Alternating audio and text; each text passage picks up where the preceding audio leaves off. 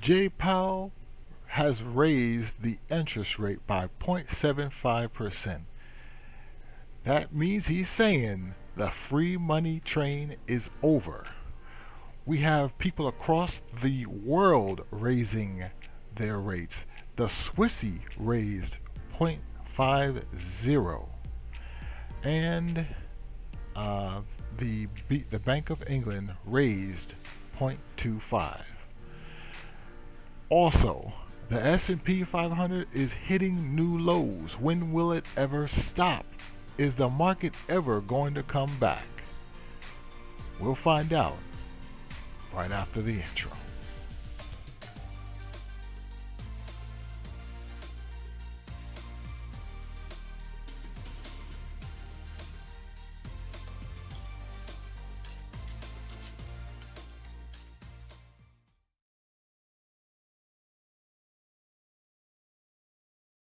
Hey, ForexMilitia.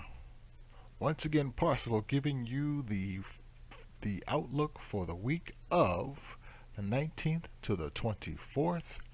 And starting off next week, we have Legrand, the guard, I'm sorry, speaking for the ECB. And then we have FOMC Bullard basically talking after them. They just raised rates, but ECB left theirs basically at zero, I believe. And so we've got the RBA and the monetary minutes and stuff like that. That's on Monday. On Tuesday, core retail sales for Canada. On Wednesday, we've had the CPI on both the pound and the loonie. And then Fed Chair Powell speaks at 9:30 a.m. Yeah, keeping people posted.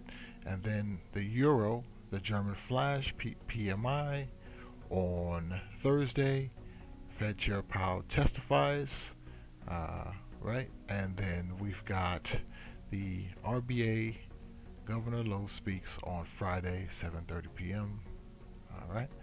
And so with that, news is pretty abundant next week. The only big ones that I would say is that's actually coming through is the Aussie, the pound, the CPI. Core retail sales might be something. This could be something, as you can see by its high impact. But people are definitely going to want to see what Powell is basically going to say about what the rates and possibly what's going to happen next time with the FOMC. All right, so let's get to the charts and let's see what we can see. And we have here on the dollar, it hit new highs, and as you can see, it hit I basically drew a Fibonacci to see where a retracement would actually come back to, right? Golden ratio 618. Right around this area here, and we are getting divergence on this. Now, I wouldn't take this first divergence seriously, right? That's me. I would take the third or the fourth divergence, and I believe it's going to go all the way up into 107, 47, and I put that up over here. Let me see. I don't have that on there. So let me just, come on, yeah, there we go, and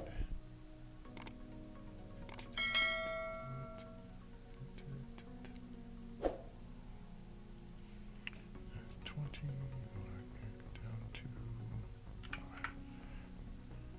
yeah, that should do it. Alright, so there we go, and on that, alright, 104, it's up to 106, right? So there we go. I put 106, 107 in this area is the next resistance area for the dollar.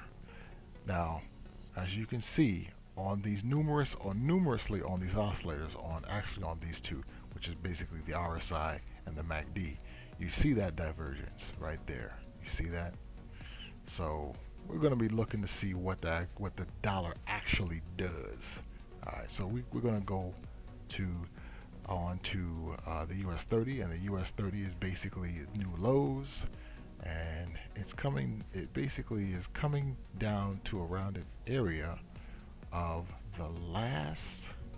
where the last high was hit before the pandemic basically hit, and that's around 29,200, 250, 29,250, around this area here, and that is actually right around, as you can see, that hits a yearly pivot. I'm sorry, a median pivot. All right, but I'm looking for it to get all the way down here to like 26. If it goes to 21, that is fire sale for just about every stock. But this one, I believe that's about fair. That's fair, and that takes you back to here, 2018. So I definitely am looking for further lows. Going into July, though, there should be some retracement upward because of we're going into earnings season, and I believe this quarter was pretty decent. All right, on to gold. Gold basically has been pretty choppy on the lower time frames, and up here, as you can see, it's been looking pretty how should I say, range bound, right?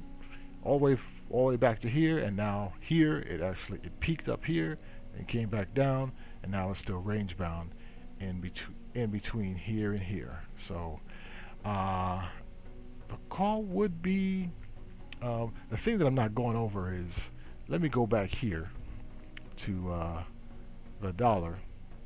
As you can see, the COT has the dollar long with a reduction to long and heavy reduction to shorts. So that gives me a bias towards the long side. US 30 basically has its short adding to shorts and reducing longs, which is going to push it further down. And gold basically is long, reducing longs and heavily adding to shorts. So this basically is giving me the indication of a bias to the short side. Okay, Bitcoin is slightly tilted long, but as you can see right now, it's down around 18,000. It came through 20,000. It's down at 18,000 now, somewhere around there. So there's further pain to be had on Bitcoin. So I'm gonna stay short on that. The next target would be 10,000. That's insane. All the way down from 68,000. That's pain. So okay, we have on U.S. oil. I believe U.S. oil is also going to fall because I saw some divergence that set up way back when. So I am looking to have this go short all the way down into the 40, well actually first the $60 range, 66, 67, right? And then possibly down into the $40 range. That would be a relief for a lot of drivers out there. All right. So and as you can see here on the COT, we have this long, reducing longs and adding to shorts. So it's very possibly that they are turning the U.S. oil, the WTI, towards the short side. So I'm going to go with a bias towards the short side. On the loonie basically popped up off of here, is actually going long like I had predicted some weeks ago, but it took its own sweet time, and now it's looking like it's going to close up and break this structure over here, and it's looking up towards 36,500. 37, somewhere around that area. It basically just hit this area over here, but yeah, here 34, and then up here somewhere around here 37, 38. Yep. So long on the loonie. on the euro. Basically, it's slightly short, reducing longs, and a heavy addition to shorts. So they're going short on the euro. So that definitely means that has a definitely inverse correlation to the dollar.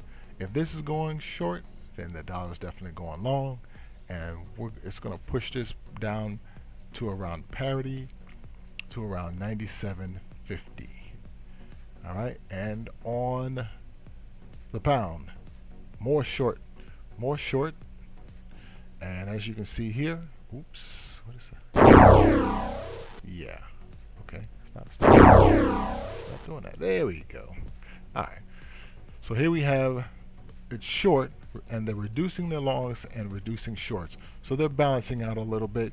I'm gonna, as you see, I've been adding what the COT report is basically putting over in this area over here, so you can see it for yourself what it looks like.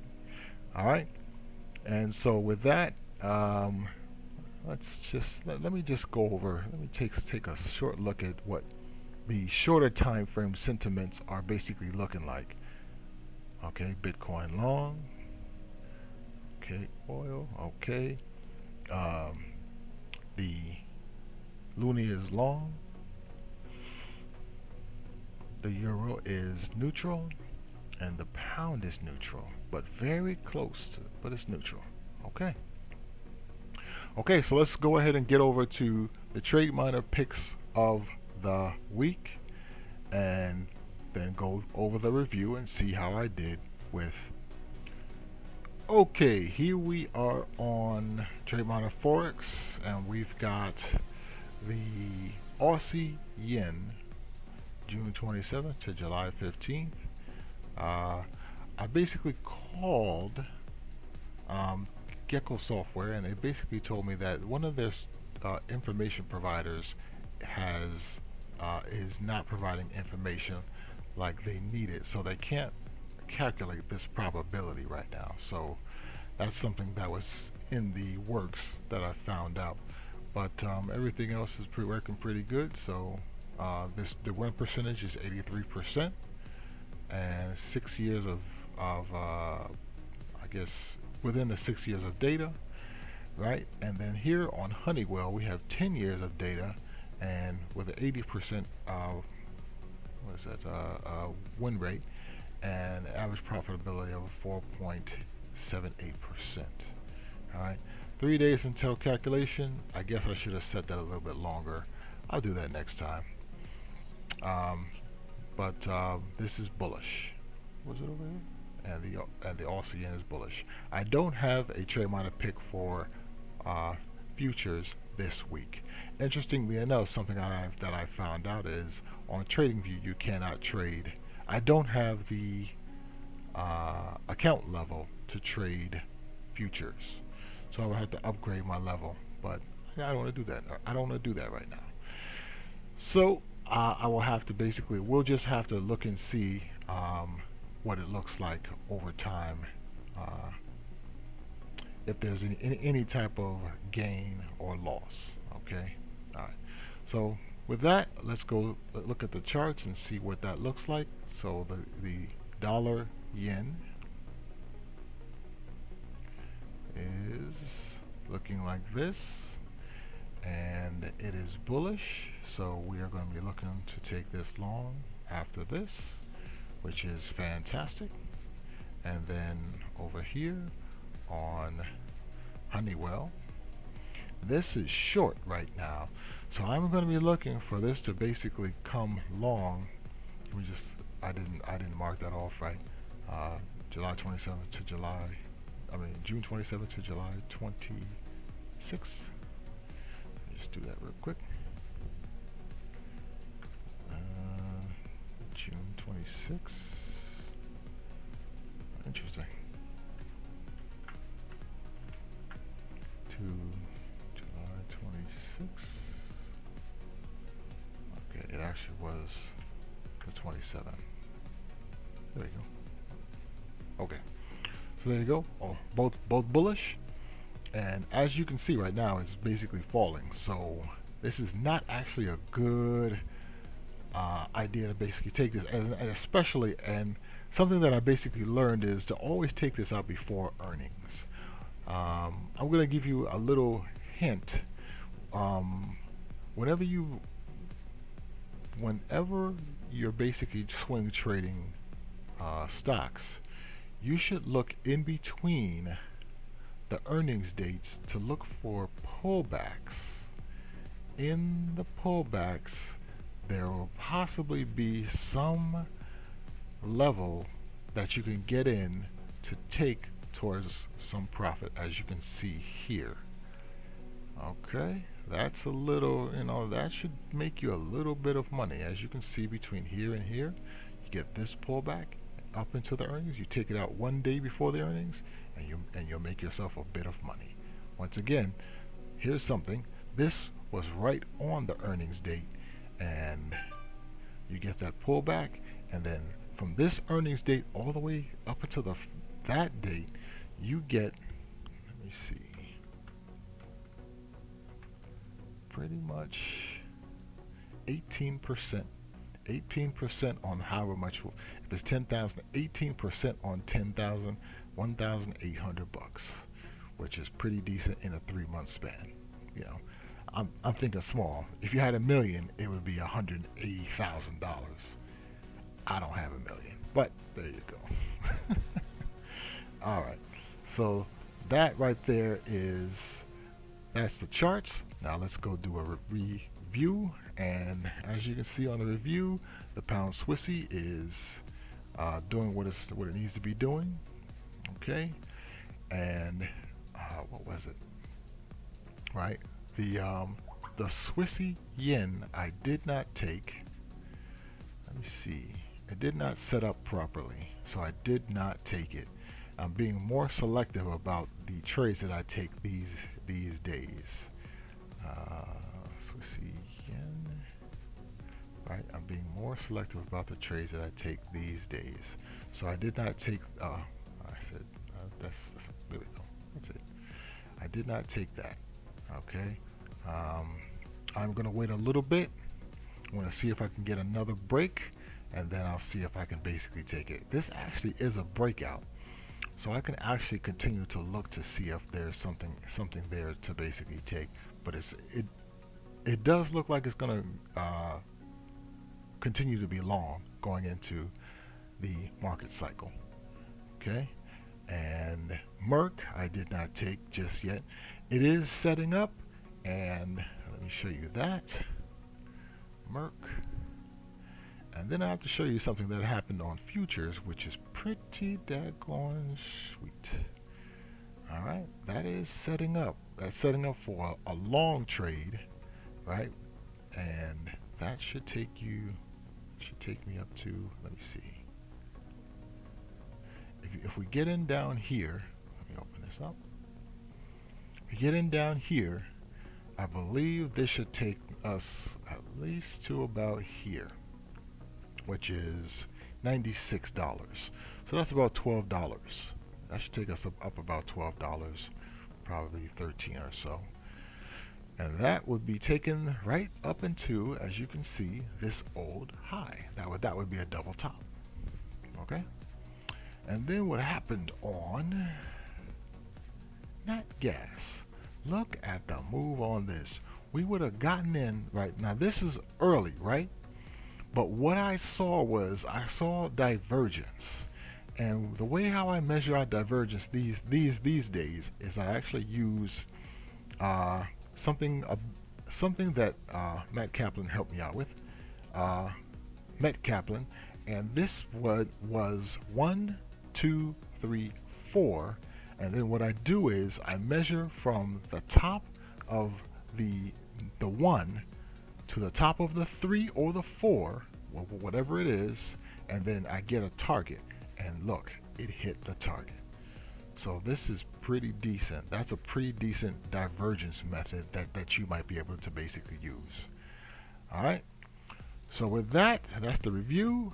Knowledge is power. Be power hungry and power to the people. And this is Parsival signing out. Bye.